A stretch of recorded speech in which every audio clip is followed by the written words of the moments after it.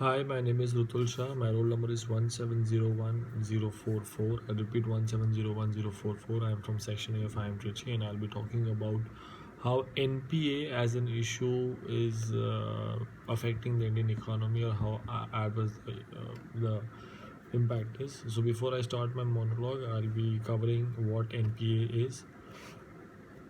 I'll be talking about types of NPAs or the categories of NPAs. Then I'll be talking about the balance sheet problem. Then I'll be talking about what are the economic reasons for NPA, and the lastly I'll be covering how it affects the Indian economy. So first, what an NPA is. So NPA is basically a loan or a lease given by any bank, uh, and it cannot recover neither the interest or the principal amount. So it's basic simple definition. So any loan given by a bank, if bank is not able to collect the interest or principal for a period of more than 90 days, so 3 months, it is termed as an NPA.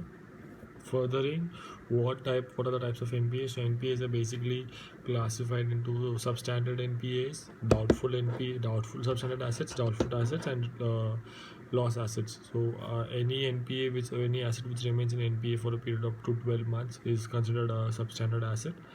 Any substandard asset or any asset which remains a substandard asset for a period of 12 months is then termed as a doubtful asset, and after that, when the bank has given all the hopes on the recovery of the interest payment or the principal, it is termed as the loss asset. Now we'll talk about what is basically the twin balance sheet problem and how it is affecting the Indian economy. So twin balance sheet is a problem where it affects which have two parties. One is the banks with bad loan problems, and the other is the leveraged company balance sheet. So basically, what the twin balance sheet problem is when companies take up assets or loans from banks in order for the growth or the expansion, and when they're not able to service it, banks have an NPA problem. So companies are highly leveraged on one end because they have took too much debt from the banks, and when they're not able to service the same amount of debt, the bank the loan becomes an NPA for the bank.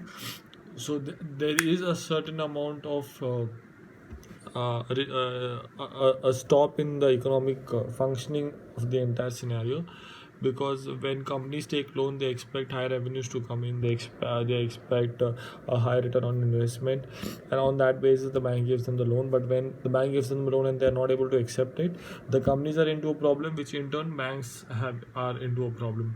Now this problem, what are the reasons, what are the economic reasons for NPA, or why did the twin balance sheet problem occur? It all started with 2007. So after 2007-8, or even before 2007-8, a lot of companies took a lot of debt from the banks, and the banks are happy to give it because of the boom or the recovery phase which was in the economy, or the expansionary phase which was in the economy, and banks shelled out a lot of money to the banks. And in sectors like electricity, global demand sectors like electricity, the state board functioning was good at that time, and the global demand was also high.